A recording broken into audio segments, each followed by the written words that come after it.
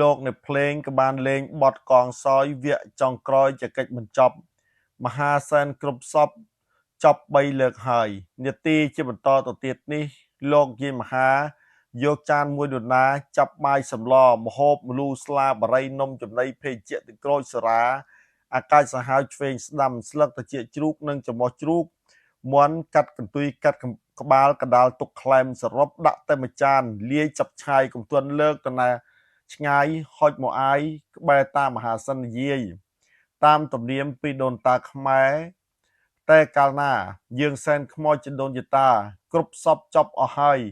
នោះគេតែងតែយកចានមួយចាប់បាយសម្លម្លូស្លាបារីនំចំណីសរុបដាក់តែមួយចានបញ្ជូនទៅដល់ខ្មោចដែលមិនត្រូវជាញាតិការសាច់សាលហិតអីទេខ្មោចនឹងមកដោយរយតាមក្រោយដូនតាធ្វើភ្នែកព្រិចញ៉ាំប្រឡាក់ភក់ឬក្តីហុយមកខឹងមួម៉ៅធ្វើកូនធ្វើចៅកាច់កូនមឿនកូនទៀតណាណៃថ្ងៃមុខថ្ងៃក្រោយអីមិនបានទេជំរាបអស់ហើយមិនថាអញ្ចឹងលោកឪពុកធំខាងនោះដូច្នេះខ្ញុំបាទមហាសែនឲ្យបន្តិចណាតែអ្នកទាំងពីរមិនពិបាកសម្ភាសគួរសមអីទេខ្មោចព្រោះខ្មោចនឹងមិនមែនជាខ្មោចញាតិការសាច់សាលហិតអីទេគឺខ្មោចមកដោយរយតាមក្រោយខ្មោចចដូនយតាជើងរឹងជើងស្នែងមកនឹងគេនឹងឯងចាំមហាសែនឲ្យកូនប្រុសកូនស្រីមិនពិបាកសម្ភាសគួរសមអីទេអង្គុយស្ងៀមដាក់ដៃធម្មតាចោះពពួកមានការនេះសម្ដៅទៅដល់ពពួកជើងរឹងជើងស្នែងអង្គរៈដូនតា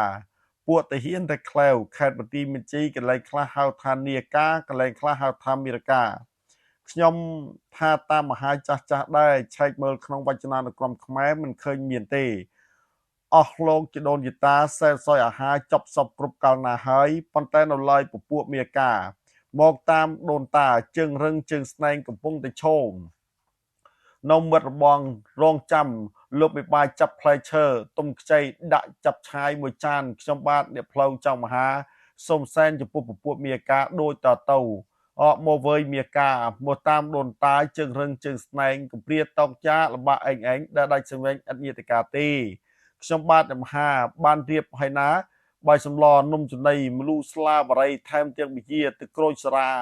ឲ្យអ្នកហូបចុកពិសានឹងគេនឹងឯងឲ្យបានបរិបូរហូបចុករួចហើយក៏សូមអ្នកបដូរដកពឹសដកពោរកគេទាំងឡាយ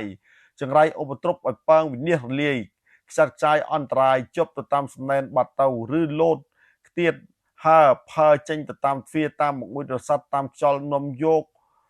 រមៀលទៅធ្លាក់ទឹកអូហូតាមបល័យអណ្ដែតឆ្ងាយរស័តបាត់ទៅខ្មោចចិត្តយកបាយខ្មោចឆ្ងាយយកអង្គខ្មោចណាល្អតាមប្រាប់លេខឆ្នោតប្រាប់ឲ្យត្រង់ប្រាប់ឆោតប្រាប់លេខឆ្នោតនៅប្រាប់ឲ្យ3លេខផងសូមចាប់សំណែនយកទៅចាក់នៅទីសានកុំភ្លេចយកចានមកវិញបើអញ្ចឹងសូមលោកគ្រូភ្លេងប្រពៃណីដូនតាប្រគំបទសំពោធថយ